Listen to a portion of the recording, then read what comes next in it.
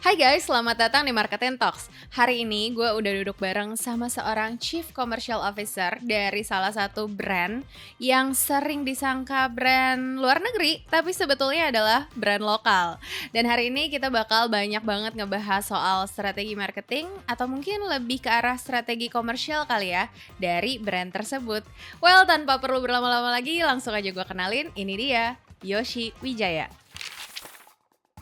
Berbekal lebih dari 20 tahun pengalaman di kurang lebih 11 perusahaan, utamanya FMCG company, sosok kali ini tentunya bukanlah orang sembarangan buat kita ajakin ngobrol soal bisnis around FMCG. Yap, bukan cuma paham soal seluk-beluk marketing, pria yang saat ini memangku jabatan sebagai Chief Commercial Officer di Greenfields ini nyatanya juga punya segudang insight soal trade marketing, sales, bahkan commercial strategy. Not only di ranah B2C, tapi juga B2B. Dan itulah dia yang bakal kita obrolin di Marketing Talks kali ini. B2C lebih kompleks pastilah ya, dengan segala teori marketing, segmentasi, dan lain-lain itu ya. Lebih kompleks, ngomongin shopper, ngomongin behavior, ngomongin research gitu. Tapi kalau seru lebih seru B2B. Kalau saya perspektif saya, kenapa? Karena mungkin kalau saya mungkin ngomong dari B2C ya gitu. B2C kan gamenya selalu yang paling kritikal buat dapetin bisnis di B2C adalah penetrations lah gitu. Semua orang ngomongin penetration, semua orang ngomongin market share gitu ya, ngomongin availability, visibility gitu, barang kita supaya terlihat gitu, atau bahkan sampai pricing dan lain-lain. Nah kalau di B2B itu lebih ke customer needs gitu, lebih gimana caranya kita bisa B2B business, kita bukan cuma ngomongin transaksional, tapi emang benar-benar how to collaborate gitu, kalau di B2C ada tuh KOL, media sosial ada, sama di B2B juga ada KOL-nya. Ada, tapi YTTA ya kan, yang tahu-tahu aja biasanya. Well, gimana? Dari cuplikan-cuplikan barusan, harusnya sih kalian udah mulai kebayang dong ya, obrolan kali ini bakal ngebahas B2B dari sisi mana aja. So, kalau kalian pengen belajar lebih dalam soal B2B business, especially di ranah FMCG, plus pengen dapetin berbagai pemahaman penting soal marketing, sales, even the commercial strategy in B2B business, langsung aja simak Talks kali ini sampai selesai and enjoy! Hai Pak Yoshi, selamat datang di Marketing. Terima kasih sudah menyempatkan waktu buat ngobrol-ngobrol jauh-jauh dari BSD ke sini. Dan hari ini seperti yang tadi udah saya bilang juga ya, kita bakal banyak ngebahas soal strategi marketing atau strategi komersial kali ya, karena emang lebih komersial strateginya sesuai juga sama role-nya Pak Yoshi. Tapi sebelum itu mungkin kenalan dulu kali Pak. Sebenarnya Pak Yoshi ini siapa? Terus pengalaman karir profesionalnya sejauh ini udah pernah di mana aja? Sebelum nanti kita masuk ke menu utamanya. Oke. Sekarang jadi Chief Commercial Officer di Greenfields. Oh iya. Ya, sebelumnya banyak, mungkin ada 10-11 company sekali ya sebelumnya. Pertama kali karir di Toshiba, sales, marketing. Terus pindah Unilever, lama lumayan 5 tahunan gitu di Unilever, pindah-pindah roles-nya. Terus abis itu ke Nutricia, Nutricia Indonesia, pegang Modern Trade. Terus abis gitu pindah ke Beiersdorf, Nivea, Hansaplast, trade marketing. Abis itu pindah ke Hutchinson, ke telco industry, lumayan. Terus kembali lagi ke FMCG, balik ke Nutricia lagi. Lalu Nutricia sempat merger sama Sari Husada, jadi Nutricia Sari Husada at that time. Terus pindah Johnson & Johnson, pernah juga. Dari situ ke GSK Haleon, terus Greenfield sekarang. Di sini. Oke. Pak, tapi penasaran deh, maksudnya kan ini pengalamannya udah beberapa industri. Dan tadi sempat nangkep juga sering sekali disebut trade marketing. Jadi sebenarnya kalau dikerucutkan kali ya. Jadi selama pengalamannya di 11 company ini, jadi Pak Yoshi tuh lebih fokusnya ke spesialisasi yang mana nih? Apakah trade marketing atau pernah nanganin yang marketing seperti yang kita semua tahu, atau lebih ke arah mana? Lebih ke sales dan trade marketing jatuhnya. Lebih banyaknya ke trade marketing sama sales. Oke. Nah mungkin sedikit tuh Pak. biar ada overview dikit lah ya. Emang beda signifikannya trade marketing, sales, sama mungkin marketing yang lebih banyak orang kenal itu. Ya. Pak Yoshi menilai dan mendefinisikannya kayak gimana tuh kalau boleh dibagikan? Kalau kita selalu bilang marketing tuh kan orang yang ngurusin ATL, ngurusin above the line lah. Orang sales yang cuman ngeksekusi di bawah, jualan yang banyak gitu ya, pokoknya orang sales. Nah, trade marketing tuh bridgingnya, jembatannya sebenarnya. Jadi kalau saya bilang trade marketing tuh posisi yang serba salah. Jadi harus bawa anak-anak marketing turun ke bumi. Tapi harus on the other side, harus bawa orang-orang sales, teman-teman sales. Nggak cuman melulu ngomongin apa ada yang di bumi. Bahwa di atas masih ada langit, ada awan, ada bulan gitu. Jadi trade marketing ya jembatannya lah, gimana caranya dia nyatuin dua orang yang beda universe gitu kita bilangnya untuk jadi satu supaya ngomongin company-nya lebih baik lah. Tapi kalau trade marketing sendiri itu memang akan ada di beberapa tipe bisnis ya Pak? Maksudnya B2B, B2C itu pasti fungsi trade marketing tuh ada? Ada, pasti ada karena kita selalu bilangnya gini, trade marketing itu kan lebih ke gimana cara menerjemahkan teman-teman marketing untuk benar-benar bisa dieksekusi di bawah.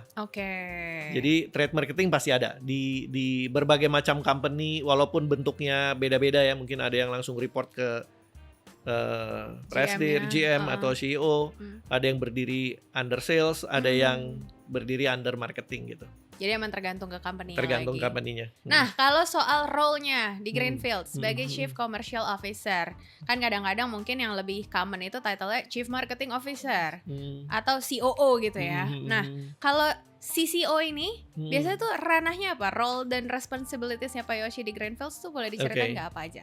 Pada intinya sebenarnya end-to-end business commercial process gitu. Dari planning, kalau mulai diurutin gitu ya, planning, forecasting, terus sampai semuanya masuk ke pabrik, lalu keluar dari pabrik. Nah itu jadi tanggung jawab kita lagi. Jadi prosesnya kayak gitu. Jadi dari forecasting, planning, sales, MTGT, e-commerce dan lain-lain, trade marketing, distribution, operations. Jadi ya pokoknya end-to-end commercial business process lah. Ini kayak udah tandem partnernya Presdir banget dong ya? Enggak juga. Ya, harus ngerti lah ya, harus ngerti banyak proses, Karena kan jadinya harus mikirin hal-hal strategik juga kan ujung-ujungnya. Ya. Nah, kalau misalnya kita masuk nih Pak ke B2B or B2C yang paling common dan mungkin kalau Pak Yoshi dan yang nanti kita bakal bahas juga kan lebih banyak ke B2B-nya. Kalau menurut Pak Yoshi sendiri gitu ya, in terms of marketing and sales, mana yang lebih seru sebenarnya? Ngurusin si B2B, ngurusin B2C, dan berkebalikan dari itu bukan cuma soal serunya, tapi mana juga yang lebih challenging? Boleh diceritain soal perspektifnya Pak Yoshi di ranah itu gak? Mungkin pertama klarifikasi dulu ya. B2C itu kan ya retail business, semua orang tahu lah. Mungkin dengan background FMCG pasti teman-teman banyak yang tahu lah ya B2C kayak apa. Tapi B2B itu bukan seperti bayangan kita sebelumnya bahwa kita jual ke pabrik yang kayak gitu-gitu. Nggak gitu juga. Jadi pengertiannya itu kalau B2C di kita rata-rata FMCG yang bergerak di B2B, B2C itu end produk kita dinikmatin sama end consumer langsung. Jadi kalau misalnya saya jual susu, konsumen akhir saya ya minum susu saya. Nah itu B2C kalau di kita. B2B bedanya kalau konsumennya nggak minum susu. Jadi misalnya saya jual ke coffee shop, lalu konsumennya minum cappuccino. Kan pada dasarnya bukan susu yang dia minum, jadi campuran. Nah itu kita jemputnya B2B business. Food service, beberapa company bilang food service, tapi kita B2B. Nah kalau pabrik jual juga nggak jual, tapi di kita namanya industrial. Jadi B2B ada channelnya spesifik, jadi ada B2B yang industrial. Nah itu kita jual ke pabrik, benar, buat mereka bikin dari bahan bakunya gitu. Oke. Nah, lebih seru mana Pak? Lebih challenging mana? B2C lebih kompleks pastilah ya, dengan segala teori marketing, segmentasi dan lain-lain itu ya. Lebih kompleks, ngomongin shopper, ngomongin behavior, ngomongin research gitu. Tapi kalau seru lebih seru B2B. Kalau saya perspektif saya, kenapa? Karena pertama sangat customize. Approach-nya per customer, karena kan kita customer driven, bukan consumer driven gitu bisnisnya. Jadi sangat customize. Kita harus punya value service yang beda-beda tiap customer gitu. Jadi mengadjust direction company, mengadjust direction strategi kita berdasarkan customer per customer tuh tough sebenarnya. Jadi seru B2B. Saya justru banyak belajar di B2B karena mungkin background saya B2C ya. Background saya B2C banyak banget. Jadi lebih seru B2B. Yang tough itu justru lebih seru ya buat Pak Yosi ya. Kadang-kadang kita menghindari yang lebih challenging. Tapi kalau dipikir-pikir emang iya sih. Maksudnya B2C memang sangat kompleks ya. Mungkin kompleks, B2C kompleks. Terlihat mudah karena ya di permukaan gitu kan. Tapi kan memahami consumersnya udah kerjaan sendiri. Bener. Gitu ya.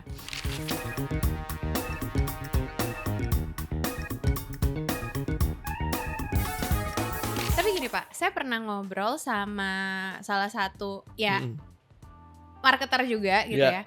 Waktu itu saya nanya gitu, Mas kalau misalnya B2B sama B2C emang perbedaan signifikannya apa sih gitu. Dan menurut beliau, basically it's just the same. Pada akhirnya kan harus ngomong ke orang lain, menawarkan produk kita, bisnis kita gitu ya. Tapi kalau menurut Pak Yosi sendiri nih, in terms of, tadi kan kita udah sebut soal mungkin perbedaan mendasarnya yang satu customer driven, yang satu consumer driven. Tapi kalau dari sisi bisnis gameplaynya sendiri, kayak let's say how to enter the market, terus bagaimana kita akhirnya bisa meyakinkan mereka untuk pakai produk kita, terus juga dari sisi strategi bisnis pada umumnya gitu ya. Apa sih perbedaan signifikannya menurut Pak Yosi antara ya B2C and B2B gitu? Mungkin kalau saya mungkin ngomong dari B2C ya gitu. B2C kan gamenya selalu yang paling kritikal buat dapetin bisnis di B2C adalah penetrations lah gitu.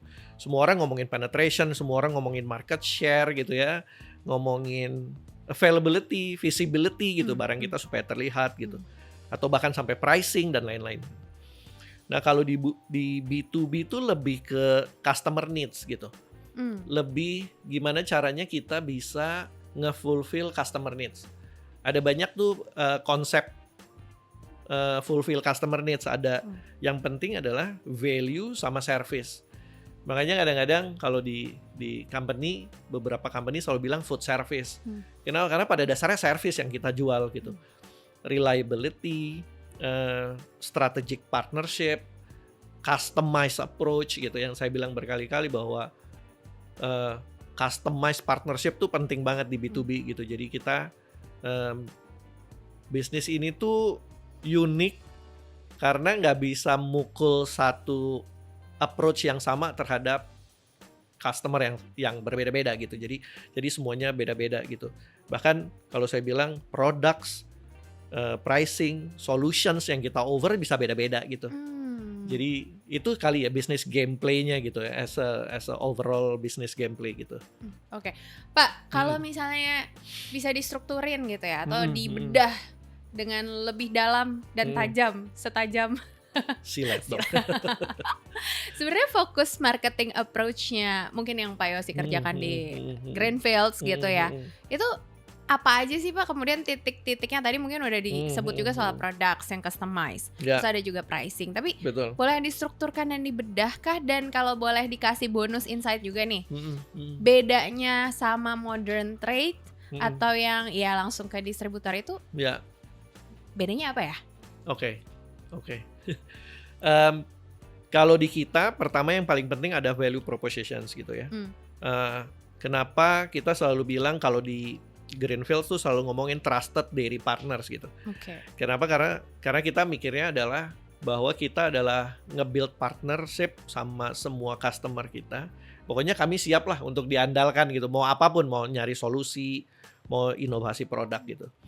Tapi sebenarnya yang kalau kita ngobrolin apa sih commercial strategy gitu ya untuk B2B. Satu, customer. B2B itu kita harus nge-build customer loyalty. Karena kontraknya harus jangka panjang. Kita tuh kenapa kita bilang partner gitu? Karena ya itu tadi, bahwa kita pengen punya long term relationship, kita punya loyalty, dan itu biasanya approach itu yang selalu kita jalanin. Terus kedua, pricing. Kenapa pricing jadi critical? Karena pricing yang tepat akan bikin customer kita atau klien kita itu jadi lebih pas, karena buat mereka kita adalah ingredients, buat mereka kita adalah COGS gitu ya. Jadi itu critical gitu untuk naruh pricing yang benar. Kalau marketing approach mungkin bedanya, kalau di modern trade kan visibility, promotion, segala POSM gitu ya. Kalau di B2B jatuhnya kita lebih ke event. Event, terus kita ada exhibitions, terus kita ada demo, kita ngadain, kalau kita lebih kayak barista competitions yang gitu-gitu. Jadi itu approach marketingnya agak sedikit beda gitu. Terus karena B2B customer driven dan selalu gimana caranya fulfill customer needs, jadi harus banyak inovasi yang dilakukan. Promo, terus customize. Jadi misalnya kalau di modern retail kita bisa ngomong diskon 7%, 10%, 15% atau whatever itu. Di B2B nggak bisa itu. Per customer beda-beda apa yang mereka mau. Kita lebih ke collaboration. Diskon udah bukan jadi critical. Banyak hal-hal yang di modern trade kayak visibility dan lain-lain di kita kan nggak perlu buat apa gitu. Jadi akhirnya lebih collaborations, long term partnership, loyalty program kayak dan gitu kali ya. Inovasi itu tadi inovasi yang paling pasti customized products untuk menuhin customer needs itu. Karena emang menu yang mereka develop juga beda-beda. Beda-beda betul. Apa tergantung resepnya gimana gitu ya, dan bagaimana kemudian kita bisa ngasih produk atau suggest produk, bahkan di custom betul, untuk fulfill their needs. Betul. Seru banget. Ada berapa tuh SKU buat masing-masing? Banyak. Banyak. Tapi tadi inovasi produk yang di custom untuk beberapa customer harus ada scale juga lah. Pasti kan namanya company kita kan harus tetap mikir profit, tetap mikir itu gitu ya. Tapi itu common buat bisnis B2B. I see. Nanti kita akan bahas ke situ, tapi aku masih mau nanya soal mungkin marketing approach. Lagi. Karena kayak kesannya tuh kalau B2B gitu ya, yang bisnisnya PDKT-nya sama ownernya langsung, yang bergeraknya diam-diam ya, bukan lewat billboard, bukan lewat TVC. I don't know. Apakah itu juga ada? Tapi kayaknya nggak ada gitu ya. Kecuali untuk beberapa B2B bisnis sih aku pernah lihat gitu ya. Our solution to your business and bla bla bla. Nah, tapi kalau misalnya tidak melakukan itu, akhirnya harus PDKT satu-satu, harus mempersuade mereka, mengenalkan itu. Akhirnya strateginya apa aja? Apakah memang lewat datang ke event only, atau apa aja sih sebenarnya contoh-contoh konkret langkah yang dilakukan akhirnya untuk itu memasarkan produk kita ke partner B2B? Pasti ada event tuh kritikal buat B2B business pada dasarnya. Ya, Pak? Banyak di Indonesia banyak. Ada kalau misalnya spesifik kopi gitu ya, ada World of Coffee WOC. Terus ada FHI Food Hospitality Indonesia gitu. Ada Sile Business juga, ada Interfood gitu. Tadi ada banyak event besar di Indonesia untuk B2B business. Ajang unjuk gigi. Ajang unjuk gigi, ajang cari customer, bener. Terus. Itu marketing approach-nya. Terus juga kalau di B2C ada tuh KOL, media sosial ada. Sama di B2B juga ada KOL-nya. Ada. Nih. Tapi YTTA ya kan, yang tahu-tahu aja biasanya. Itu cara kerjanya maksudnya gimana tuh? Tapi fungsi mereka, maksudnya cara mereka mempromosikannya mirip sama KOL yang kita tahu? Mereka Atau lebih biasanya kayak lebih technical jatuhnya. Jadi biasanya misalnya ada juara barista gitu. Juara barista I nanti see. dia akan seakan-akan bikin kopi tapi susunya dipajang susunya. Oke. So indirect approach sebenarnya, tapi kita selalu bilang bahwa KOL ini penting. Kenapa di dunia B2B tuh playernya itu aja. Jadi penting misalnya punya KOL chef senior gitu. I see. KOL barista terkenal se-Indonesia gitu, itu penting. Yang kayak gitu-gitu penting di B2B. Jadi ada juga KOL. Kalau ditanya apakah media sosial, digital ngaruh, kayaknya belum kali ya kalau B2B. Karena kan kita approach-nya bukan ke konsumen. Kita kan ingredient, kita jual as is gitu. Terus kalau dari spesifik saya dari tim komersial gitu, kita benar-benar pakai teknologi Google Map. Oke. jadi ya udah, jadi kita punya tim yang muter, berdiri, buka Google Map, search gitu misalnya, coffee shop, samperin satu-satu. Jadi semua tim saya, terutama misalnya salesman atau siapapun yang datang ke toko, semua harus punya pengetahuan, minimum requirement-nya, ngerti kopi, ngerti cara bikinnya, ngerti apa yang harus diomongin sama barista atau sama owner coffee shop. Boleh share sedikit tips nggak Pak soal PDKT? Mungkin timnya ketika buka Google Maps kan mereka kayak lo siapa lo gitu kan.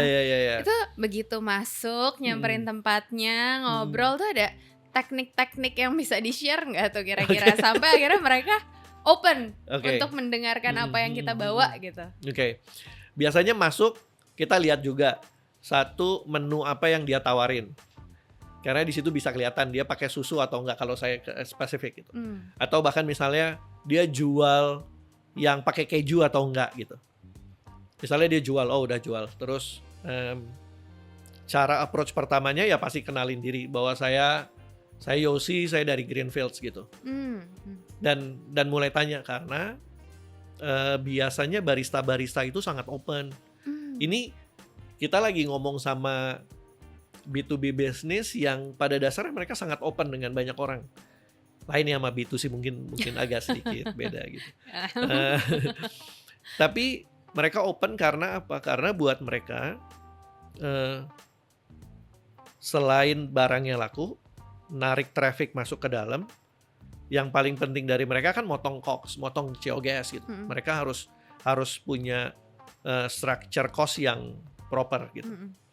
Tapi tentu kita kan nggak bisa ngomongin harga gitu ya. Jadi biasanya yang tadi saya bilang value plus service apa yang bisa kita provide. Mulai ngomong Greenfield, sudah bilang saya mau nawarin susu karena ini kita jelasin kenapa kita unggul dan lain-lain. Terus dia bilang kita willing to try gitu. Apa kalau masnya atau bapaknya, mbaknya mau coba, kita willing untuk bantuin gitu. Nah biasanya ketika udah mulai trial, kita tim technical kita datang gitu untuk bantuin trial. Semuanya nyobain susu, blind test susu, dicampur kopinya mereka di blind test, mana yang enak dan lain-lain. I see. Pak, saya pengen nanya sesuatu yang mungkin berkaitan sama pengalaman personal. Karena jadinya penasaran nih. Kan hal-hal yang kadang-kadang kita temukan di lapangan itu ya cuma bisa kita temukan di lapangan gitu. Akhirnya banget, itu nge-shape kita di pengalaman selanjutnya. Karena ada pengalaman ini jadi tahu harus kayaknya kalau masuk ke tipe customer yang kayak gini begini, gitu kan. Kalau masuk ke sini begini. Kayaknya kalau membaca dia udah mulai bete, kayaknya ada yang salah nih gitu ya.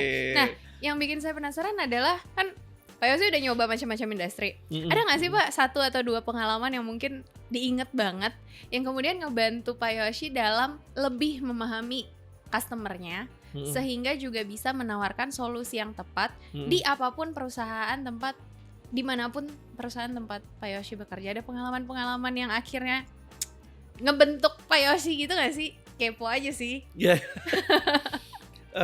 Pasti banyak lah ya, banyak maksudnya karena ada banyak mungkin orang-orang di luar sana yang kalau dimarahin customer sedih gitu ya. Atau dimarahin customer, mungkin salah satunya misalnya saya datang adalah dengan salah satu retail gitu, besar lah dulu gitu ya, di B2C gitu. Ketika kita ngobrol, kita coba nawarin konsep kita dan lain-lain gitu. Lalu kita buat dan lain-lain, tapi ternyata pas diimplementasi dia marah banget gitu. Jadi ada banyak hal yang mungkin kita selalu bilang orang sales tuh pinternya ngomong doang gitu ya. Tapi ada yang paling penting, yaitu listening skill gitu. Dengerin apa yang customer sampein. Kadang-kadang mungkin dia juga bingung nyampeinnya apa, karena nah itu fungsi kita gitu. Kenapa orang sales tuh penting ada? Karena fungsinya adalah dengerin orang yang mungkin gak bisa nyampein terbuka gitu ya. Jadi pelan-pelan harus didengerin, oh dia maunya ini, dia maunya A, dia maunya B, dia maunya C. Itu mungkin jadi salah satu hal yang penting buat approach B2B. Karena kalau di B2B sangat penting banget tuh listening skill.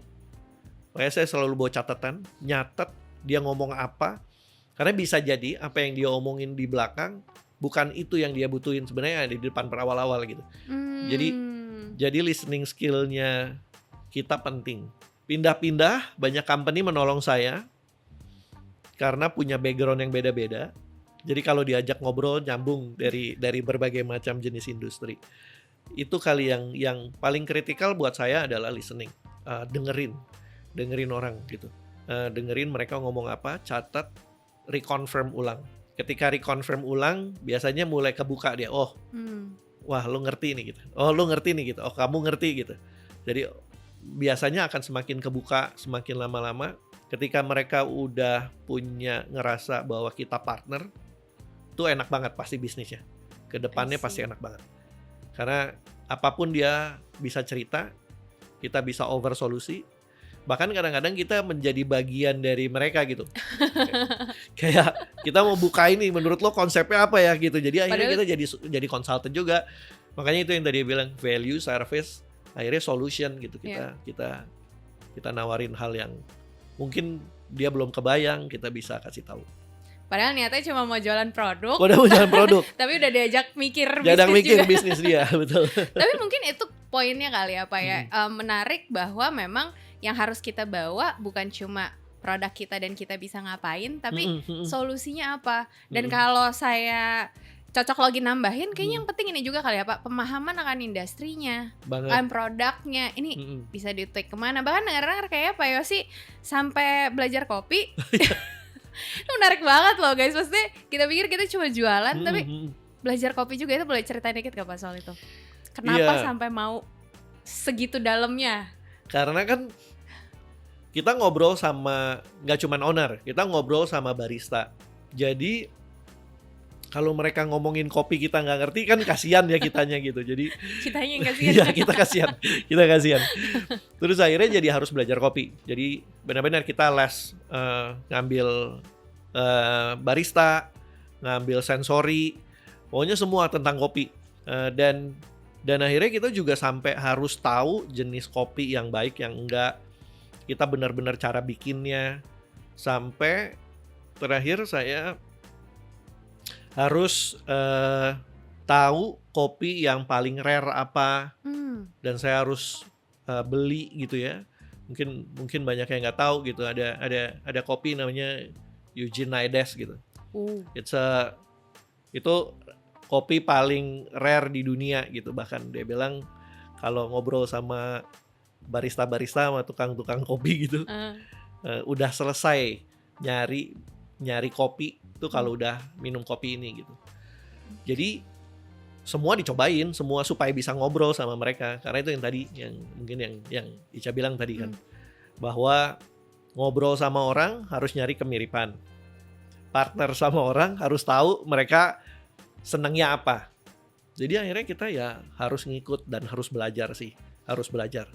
Jadi emang bukan cuma ngedengerin terus sisanya bawa tim teknikal, tapi setidaknya pas awal ngobrol kita nyambung ngerti, lah ya. Kita nyambung apa yang kita ngomongin, betul. Itu kan baru kopi Pak, yang lain nggak juga bikin kue gitu. Akhirnya mau nggak mau kan jadi kepaksa ya.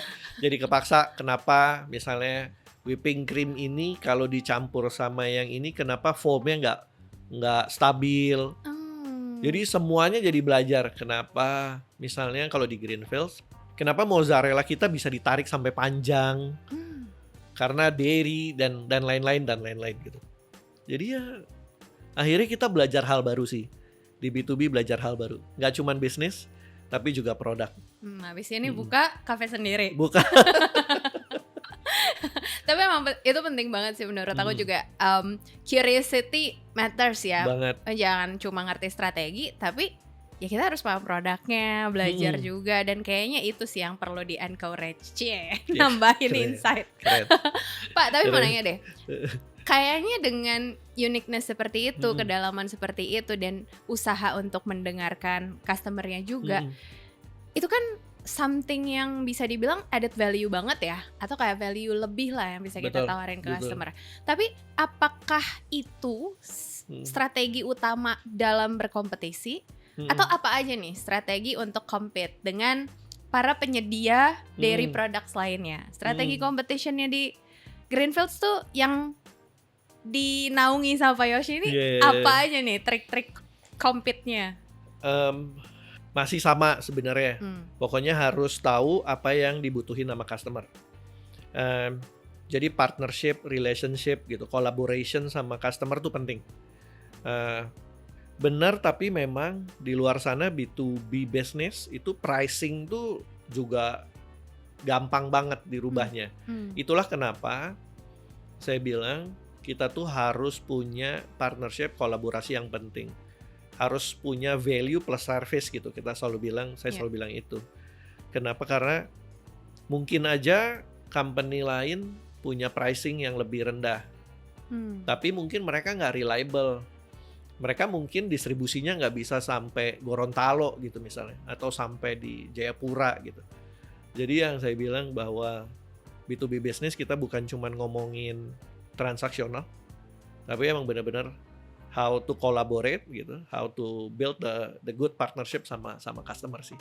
Itu yang paling kritikal kali, how to compete with kompetitor gitu. Dan biasanya di B2B business itu kita kontraknya jangka panjang semuanya. Jangka panjangnya tuh how long? Ya setahun 2 tahun, tapi at least dalam setahun mereka kan nggak akan bisa di switch gitu. Nggak bakal bisa di switch sama kompetitor. Tapi kan yang nggak otomatis punya kontrak kita nggak ke switch gitu ya. Maksudnya nggak keambil sama kompetitor, tapi paling nggak yang tadi kalau mereka percaya service kita, mereka percaya bahwa kita adalah partner yang tepat, dan mereka percaya bahwa kita selalu over solutions buat bisnisnya mereka, harusnya kita akan baik-baik aja. Wis, mantap. Tapi penasaran sih Pak, pernah ada yang switch akhirnya? Ada pasti ada. Pasti ada. Dan itu biasanya kenapa? Dan adakah usaha untuk jangan pergi dulu dong gitu? Ya. Adalah pasti ada, switch pasti ada, pasti terjadi lah di across customer gitu. Kita men-switch, kita di-switch gitu pasti ada lah. Tapi itu biasanya emang jadi evaluasi karena kadang-kadang ada customer yang by default emang nyari murah doang gitu. Oke, jadi balik lagi memang dia concernnya mau lagi kemana nih, quality-nya atau customize-nya atau ya simply harga aja. Simply harga aja karena mungkin dia nggak terlalu mikirin customer-nya atau konsumennya mereka nggak ngerasain perbedaannya gitu. Biasanya mereka ya udah nggak apa-apa. Tapi toh kita anyway juga ya udah kalau emang itu kebutuhan mereka kan agak sulit kita bersaing karena kita nggak mau mainin price war. Oke.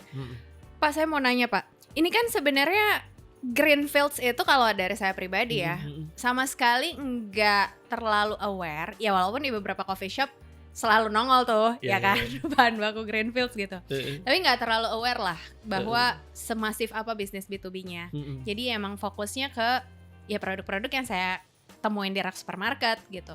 Nah pertanyaan saya adalah menurut Pak Yoshi seberapa signifikan atau seberapa besar ya pengaruh ketika brand ini dia tuh ada di B2C juga, ada di B2B juga. Ngaruh nggak sih? Kayaknya terkenalnya gara-gara B2C nih sebenarnya nih.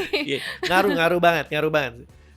Kerasanya tuh sekarang tuh ngaruh banget. Karena orang-orang B2B itu gini, kita kan nge-build brand tuh dari B2C.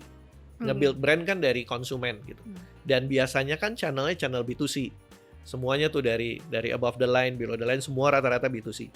Ketika positioning brand kita udah bener, semuanya udah in place gitu, mindset orang-orang udah terbentuk bahwa Greenfields adalah quality-nya bagus gitu. Sehingga ketika masuk B2B juga enak. Karena kan pada dasarnya sebenarnya owner-owner itu adalah konsumen gitu ya, mungkin gitu, baristanya konsumen juga gitu. Jadi persepsi brand image gitu ya udah ada di B2C gitu. Jadi enak sebenarnya masuk ke B2B. Tapi on the other hand, orang-orang B2C, orang-orang retail adalah penikmat kopi. Mereka juga suka nongkrong di coffee shop dong, ya. Jadi itu vice versa, dua-duanya menguntungkan. Jadi kalau kita di B2B-nya masif, orang-orang B2C kalau ngomong, si coffee shop ini aja yang tempat lo ngopi pakai brand kita. Masa iya nggak mau jualan gitu misalnya. Tapi kalau orang-orang B2B dibalik gitu, misalnya approach-nya di B2C aja jualan kita banyak banget tuh di toko A. Masa iya nggak pakai ini gitu. Image kita udah bagus gitu. Jadi dua-duanya sangat saling menguntungkan. Tapi menurut Pak Yosi sendiri, seberapa possible untuk menjalankan sebuah bisnis dengan kedua skema ini eksis barengan gitu? Gimana nih ngomongnya ya, yang lebih mudahnya. Karena gini, nggak gampang nge-build bisnis B2B. Dan orang-orang B2B biasanya juga tidak mudah untuk nge-build ke B2C yang nggak pernah jalan bareng gitu ya. Kenapa? Karena gini, tuh banyak banget bedanya. Jadi kayak produk, kalau dipetain gitu, ya salah satu yang kritikal misalnya produk saja antara B2B B2C itu B2B sangat customized gitu. Di B2C mas aja kan, produknya satu buat jual semua sama aja gitu. Terus nggak cuman itu, inovasi menjadi hal yang sangat kritikal di B2B business gitu. Ya mungkin B2C juga inovasi juga iya gitu. Tapi inovasi B2C satu untuk semua gitu. Di B2B kan nggak bisa satu untuk semua. Gitu. Satu untuk satu. Satu untuk satu kadang-kadang gitu. Jadi itu juga kadang-kadang menjadi kurang relevan bagi orang-orang yang punya B2C mau masuk ke B2B. Itu. Ketiga juga capability. Bisnis B2B itu sangat berkaitan dengan technical gitu. Technical dalam artian R&D, orang-orang yang ahli yang tadi YTTA itu. Karena nyari orang YTTA itu juga gak gampang. Pun orang-orang yang YTTA itu kalau ke B2C juga jadi gak proper. Karena mereka approach-nya ya YTTA gitu. Dan organisasi secara keseluruhan menjadi double kan. Harus punya tim B2B, harus punya tim B2C. Karena kayaknya kalau disatuin nih punya background yang berbeda, approach yang berbeda gitu, gameplaynya beda. Jadi ya saya bilang possible kalau punya itu tadi, produknya, inovasi, R&D-nya semuanya ready. Satu. Kedua, capability-nya setelah dilihat-lihat mungkin nih semuanya, pabrik bisa, R&D bisa, tim di lapangan bisa, marketing yang ngerti gitu. Oh cukup, oke. Terus company as overall, organisasi bilang bisa nih kita, organisasi cukup, uang cukup untuk nge-develop both business gitu. Tapi bisa nggak ada yang nggak bisa lah. Cuma bagaimana proyeksinya, Betul. planningnya, persiapannya. Betul. Karena aku jadi tiba-tiba kepikiran sih. Maksudnya kan kalau ngomongin B2B, customernya dikit, tapi sekali order kan bisa banyak. Gede juga. Itu kalau nggak sanggup menuhin, jadi reputasi jelek juga. Jelek, ya? Betul. Wow. Nah kalau Pak Yosi sendiri mengatur semua itu tuh, memastikan oh ini bisa nih dipenuhin. Ntar ekspansi dong, ini kagak ini kan. Nah Pak Yosi sendiri strateginya dalam memastikan bahwa end to end-nya bakal masih oke kok, itu gimana tuh? Itulah kenapa kalau di scope saya tuh ada forecasting sama planning gitu. Iya yang tadi ya. Karena karena si planning ini menjadi kritikal karena karena kan kita semua connect sama factory gitu. Kita connect sama pabrik, kita connect sama R&D, kita connect sama farm kita gitu, yang kita punya farm. Nah, planning ini menjadi kritikal untuk ngelihat seberapa besar capacity, seberapa besar capability tim kita di backend gitu ya, untuk nge-fulfill demand-demand yang mau kita cari gitu. Apakah kita akan terus? Saat ini mungkin pilihannya, oke, ada momen ketika kita harus stop dulu nih. Habis nih susu kita, gitu ya. Habis susu kita gitu. Karena existing customer juga terus berkembang kan. Buka cabang di mana-mana semua orang. Sekarang coffee shop di mana-mana. Oh iya, benar. Ica bisa lihat lah ya. Bahkan ambisinya mereka kalau coffee shop yang mulai banyak banget ini, pokoknya nanti someday kita akan sama kayak Indomaret atau Alfamart gitu. Jadi 100 cabang tahun depan. ya, jadi luar biasa gitu. Udah bahkan ada salah satu coffee shop chain gitu. Target mereka udah 400 tahun, 500. Setahun. Jadi pokoknya satu coffee shop buka setiap hari gitu. Jadi 365 hari. Iya, melebihi hari dalam setahun ya. Ya, jadi dia kayak gitu. Jadi planning menjadi penting, forecasting menjadi penting di tim saya. Luar biasa. Pak, tadi kan berkali-kali disebutkan soal inovasi ya, sebagai salah satu kunci utama. Boleh ceritain nggak sih Pak, mungkin biar kita kebayang gitu ya dari sisi prosesnya. Sampai akhirnya oke, ini bisa atau ini nggak bisa. Boleh ceritain proses itu nggak Pak, biar kebayang sehingga kita kan ya kalau mungkin ada yang mau belajar juga ke posisinya Pak Yosi gitu ya. Oh ternyata ini nih yang harus dilakukan ketika berhadapan sama partner. Oke. Gitu. Biasanya kita dengerin lah ya concernnya dia apa, dia objektifnya dia apa, kenapa kedepannya dia butuh A, butuh B, butuh C gitu. Dari sana kita semua masukannya dia kita dengar, dan itulah pentingnya kita juga ngerti apa yang dia omongin. Itu kenapa saya misalnya harus les ini, tahu ini gitu. Karena supaya first stage-nya adalah nanya benar-benar kebutuhannya dia, karena kita harus ngerti. Itu dia kenapa kita harus ngerti. Jadi nanya, gali sampai udah oke. Dari sana biasanya kita saya bawa internal, kita ngobrol sama R&D dan develop nanti udah dari sana kita datang lagi. Kita akan datang bareng-bareng serombongan gitu misalnya ya, kayak rombongan ini. Terus mereka juga biasanya datang juga dengan rombongannya mereka, dengan technical dan barista dan lain-lain gitu. Ketemu di situ biasanya langsung nunjukin apa yang dia mau. Jadi misalnya spesifik, saya mau rasanya nanti creamy-nya jadi berkurang, tapi saya nggak mau ada manisnya. Nah itu langsung dicobain. Bisa seharian tuh berarti Pak? Apa lebih? Berbulan, kadang-kadang 3 bulan, 4 bulan nyari formula yang tepat between dua orang ini gitu. Sebelum seal the deal. Bahkan kalau misalnya kita nggak nemu 3 bulan, 4 bulan, kita akan bilang kita nggak sanggup. Karena ada beberapa kasus misalnya kita emang mungkin request-nya agak sulit gitu. Bahkan ada satu kasus yang kita sampai nyari, karena di kita juga kan harus partneran gitu, nggak bisa cuman susu yang kita tawarin kan. Jadi ada susu di mix harus sama apa dan lain-lain. Jadi kita nyari partnernya udah sampai ke Singapura, ke Inggris, kemana-mana gitu, karena buat kita kan sebenarnya itu ya solution. Itu yang kita bilang bahwa penting banget punya value plus service gitu. Itu sih. Tapi penasaran sedikit ya Pak, kalau untuk pengembangan atau inovasi produk B2C dan B2B dan B2C, itu timnya sama nggak sih? Atau memang dibedakan karena customize itu tadi? Sama timnya sebenarnya, tapi mungkin kalau di B2B dikeroyoknya lebih banyak aja. Karena lebih kompleks. Lebih kompleks, betul. Market B2C lebih kompleks, BM-nya B2B lebih kompleks. BM, betul. B2B BM, bener. Sorry, partner-partner ya Greenfield.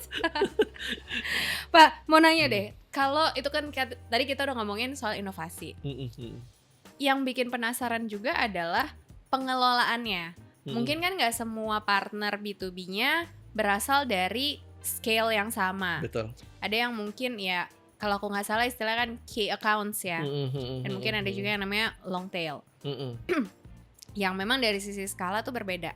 Nah, adakah perbedaan dalam mungkin memaintain intensitas komunikasinya, atau mungkin dari sisi I don't know, apakah dari pricing juga akan berpengaruh cara mengelolanya, karena kan secara volume yang diambil juga pasti beda ya.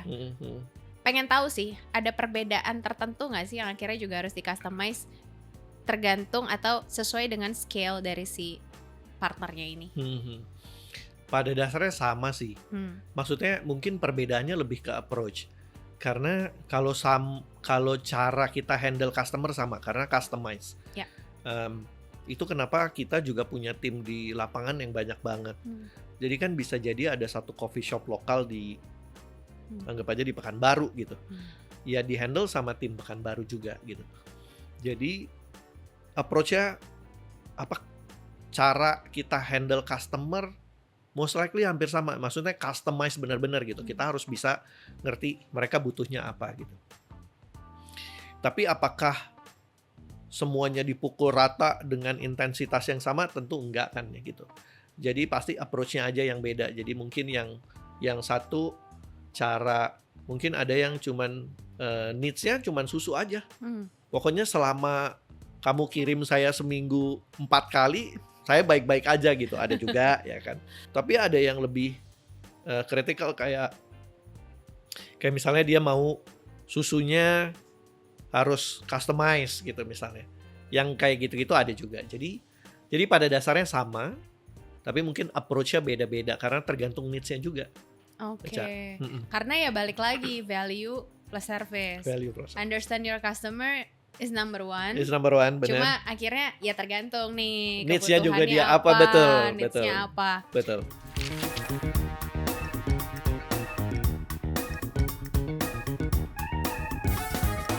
Pak, pengen nanya sedikit soal branding. Ini mungkin di luar rencana pertanyaan saya ya. Tapi mungkin ini sedikit banyak menyinggung yang tadi juga udah kita bahas soal apakah kontribusi awareness dari sisi B2C cukup signifikan ke perjalanan B2B-nya. Cuman in terms of branding itself gitu ya. Mungkin gak harus spesifik ke Greenfields dari perspektif B2B, tapi branding keseluruhan gitu. Karena di bayangan saya gitu ya, Greenfields ini sering dianggap sebagai brand luar ya. Iya nggak sih? Benar. Terus juga ketika kita ke coffee shop, mungkin ketika ngeliat Greenfields ada persepsi tertentu yang sudah tertanam di benak konsumennya, ya kan? Terus juga dari sisi pricing. Tadi kan Pak Yosi juga bilang, nggak bisa nih kalau bertarungnya cuma dari pricing. Artinya kan, nggak pricing doang, berarti kan ada produk, quality, dan kepercayaan yang tercipta salah satunya menurut saya dari branding. Betul. Jadi pertanyaan saya adalah, menurut Pak Yosi sendiri, kok bisa sih Greenfields tuh sampai ada di titik ini? Dulu tuh apa aja sih sebenarnya yang dijalankan sama Greenfields ini sampai berhasil tuh sampai di titik ini gitu, tercipta branding yang baik secara jangka panjang gitu. Oke. Sebenarnya panjang ceritanya, cuman yang paling mungkin langkah paling terakhir yang lumayan gitu ya, kita bilangnya yang bagus menurut kita adalah mungkin 2 tahun lalu gitu, ketika kita mulai mengenalkan. Dulu tuh Greenfield selalu mulai dengan campaign yang terus berubah-berubah gitu, menyesuaikan perkembangan zaman. Tapi akhirnya kita mulai sadar apa sih brand identity-nya Greenfields gitu. Kita selalu bilang brand kita tuh fresh milk, semuanya pokoknya susu segar. Terus akhirnya itu terus yang kita campaignin gitu. Jadi 2 tahun lalu itu kita mulai pivot strategi kita di brand gitu. Jadi ya udah, kita bawanya selalu itu, bahwa kita adalah fresh milk, bahwa kita juga selalu akhirnya kita bawa mungkin campaign yang sering kita tonton di TV gitu, akan selalu ngomongin tentang sapi, ngomongin tentang farm kita yang ada di Indonesia gitu, ada yang di Jawa Timur. Jadi akhirnya itu yang membuat kita kayaknya konsumen akhirnya mulai aware. Dan mungkin kita juga ada keuntungan sedikit ketika media sosial TikTok dan lain-lain sekarang seperti ini ya gitu. Ketika mereka mulai membanding-bandingkan ingredients di belakang gitu. Oh iya. Ya betul kan. Jadi akhirnya strategi itu membawa angin yang baik lah buat Greenfields. Sehingga akhirnya mulai terbentuklah positioning atau image yang bahwa kita adalah fresh milk, kita adalah susu yang benar-benar 100%, terus kita punya farm sendiri, dan campaign kita selalu keluar akhirnya iklan, campaign, selalu ada farm, itu yang membuat menjadi kayaknya turn around the business gitu dari Greenfields. Tentu di bawah below the line-nya pasti sama lah, semuanya keluarnya sama gitu. Jadi kalau mungkin Ica merhatiin even di B2C gitu, di retail tuh tag di USM kita selalu ada sapinya, ada farmnya gitu-gitu. Karena kan kritikal nyatuin ATL sama BTL, semua apa yang di kepalanya customer atau konsumen ngelihat di toko sama gitu. Itu kali ya. Jadi itu yang membuat saat ini Greenfields ada di posisi ini. Nggak mudah, panjang jalannya, coba-coba lain-lain, ganti-ganti gitu, sampai akhirnya kita nemu formula yang tepat. Terus kebetulan media sosial, TikTok dan lain-lain luar biasa impact-nya. Akhirnya semuanya membawa ke satu kesimpulan bahwa ya udah, brand kita emang fresh milk, 100% susu sapi, peternakan sendiri, farm sendiri. Udah itu aja kok formulanya. Oke. Dan kayaknya kalau misalnya masih penasaran, bukan cuma saya yang masih penasaran, tapi mungkin yang kalau nonton masih penasaran, kayaknya bisa cari iklan-iklan Greenfields zaman dulu juga kali ya buat tahu. Boleh, jangan emang sengaja dibikin biar jadi dianggap brand bule nih. Kita cek abis ini ya. Yeah. Anyway Pak, mungkin sebelum ke closing statement nih, kita kalau kita ngerangkum gitu ya bahasan dari tadi, saya menangkap kan sebenarnya ada beberapa poin. Tapi kalau misalnya diurutkan mana yang jadi prioritas Greenfields atau jadi yang sebaiknya jadi prioritas bisnis B2B, apakah penetrationnya, profitability-nya, atau partnership-nya jangan-jangan yang memang harus jadi nomor satu? Kalau ngerankingin ini 3 hal ini enak banget ya, 3P jadi. Penetration, profitability, and partnership. Mana sih yang seharusnya jadi paling prioritas di B2B business atau di Greenfields as a case study-nya? Mungkin kalau saya bilangnya nggak bisa dipisah-pisahin kali ya, Cak. Maksudnya gini, nggak bisa di rankingin gitu, karena kayak misalnya kita punya penetrations, tapi ketika kita penetrasi, profitability-nya nggak masuk gitu. Karena kan kita bukan company yang lagi ini ya, lagi ngebangun bisnis dari nol gitu. Karena kan nggak mungkin lah company running nggak profit gitu. Itu satu. Tapi juga nggak bisa juga bahwa pokoknya mau profit tapi nggak penetrasi ya, lama-lama company-nya tutup gitu.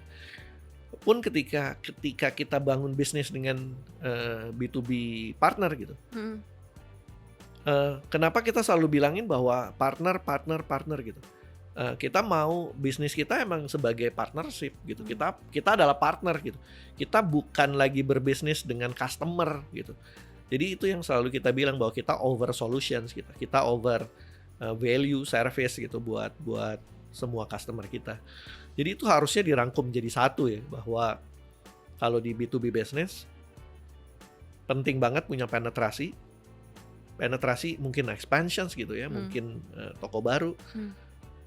Tetap harus profit.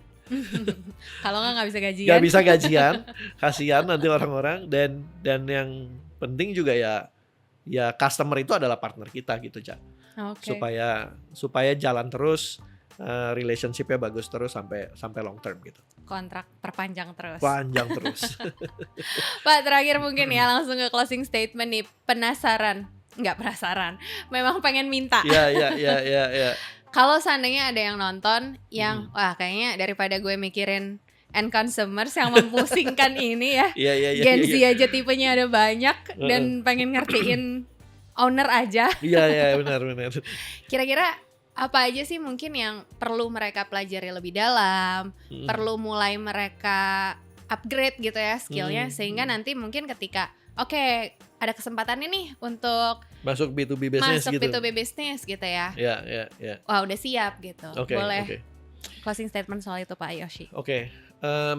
Mungkin ada 3 hal. Pertama mindset, terus habis gitu skill set sama relationship. Tapi sebenarnya mindset tuh kan gini, harus udah mulai rubah dari consumer driven yang selalu mikirin ada apa namanya ses A, B dan C itu, harus udah mulai dirubah jadi solution driven gitu. Jadi kita berbisnis bukan mikirin konsumen gitu, kita mikirin solusi apa yang bisa kita kasih buat partner kita B2B. Skill set tentu pastilah, negotiation, terus value selling gitu ya. Terus sama yang paling penting juga yang saya bilang, ketika saya belajar kopi, ketika kita belajar apapun yang harusnya mereka supaya bisa ngerti, itu menjadi kritikal gitu. Jadi kita harus mahamin gimana caranya customer B2B kita beroperasi, mahamin customer B2B kita point of view-nya apa yang harus kita benerin dari kita sendiri gitu. Terus terakhir yang saya bilang relationship gitu. Penting untuk punya, buat teman-teman di luar sana gitu ya, penting banget punya listening skill yang baik. Kenapa saya bilang gini? Karena ngebangun relationship dengan customer, ngebangun relationship dengan partner, kritikalnya adalah dengerin gitu. Bukan cuman ngomong, jadi harus didengerin. Dan itulah yang bikin akhirnya partner mau trust, partner mau ngebangun relationship yang panjang sama kita. Saya rasa itu sih kali ya, Cak, yang paling kritikal. Ya, dan mau curhat juga soal bisnisnya, sehingga mau kita bisa tawarin solusinya. Dan solusinya. Jangan lupa bawa catatan. Dan itu penting, bawa catatan. Pak Yoshi Wijaya, thank you so much buat waktunya dan insight yang udah dibagikan. Dan kali ini memang topiknya menarik banget karena kita bahas B2B bisnis. Biasanya udah bahas soal B2C, agency, dan kali ini dapat insight yang baru lagi. Dan semoga insight yang dibagikan sama Pak Yoshi tadi bermanfaat buat kalian yang nonton. Dan akhir kata, thank you so much guys for watching. Semoga bermanfaat. Jangan lupa subscribe channelnya dan tungguin video Marketing Talks berikutnya. See you in the next video. Bye.